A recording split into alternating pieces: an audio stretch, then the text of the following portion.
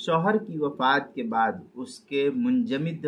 مادے سے بچے کی پیدائش کا کیا حکم فقہا نے نقل کیا ہے؟ چنانچہ اگر شوہر نے اپنی زندگی میں اپنا مادہ منویہ نکال کر کے منجمد اور محفوظ کرا دیا، جیسے آج کل جدید آلات کے اندر ہوتے ہیں، پھر اس شوہر کا انتقال ہو گیا اور اس کے بعد اس کے مادے کو اس کی بیوی کے رحم میں جدید طبی ذریعے کے ذریعے سے منتقل کیا گیا، جیسا آج کل بہت سے ممالک میں ہو رہا ہے، بہت سی جگہوں میں میڈیکل کی لائن میں ہو رہا ہے۔ اس کے بعد اس بچے کی پیدائش ہوئی تو اس بچے کا نسب وفات شدہ شخص سے ثابت ہوگا یا نہیں، اس سلسلے میں کافی تفصیل ہے،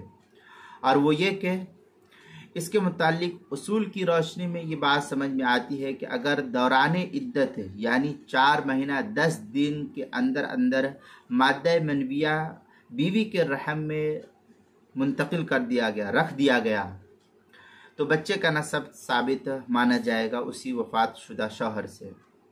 اور اگر عدت گزرنے کے بعد یہ کارروائی ہوئی تو اب اس کا نسب شوہر سے ثابت نہیں ہوگا، کیونکہ عدت کے بعد وہ نکاح سے بالکل الگ تھلگ ہو چکی تھی۔ فتویٰ ہند میں ہے عالجو جاریتہ فما دون الفرد فاخذت ماءہ وجعلتہ فی فرجہا واقلت منہ صارت ام ولد۔ اس طریقے کی عبارت فتاوی بزازیہ جو فتاوی ہندیہ کے حاشیے پر ہے، اس کی 5ویں جلد صفحہ 359، جو پرانا چھپا ہوا نسخہ زکریا بک ڈپو دیوبند کا ہے، اور کتاب المسائل اس کی 5ویں جلد صفحہ 424 پر بھی اس کو نقل کیا گیا ہے۔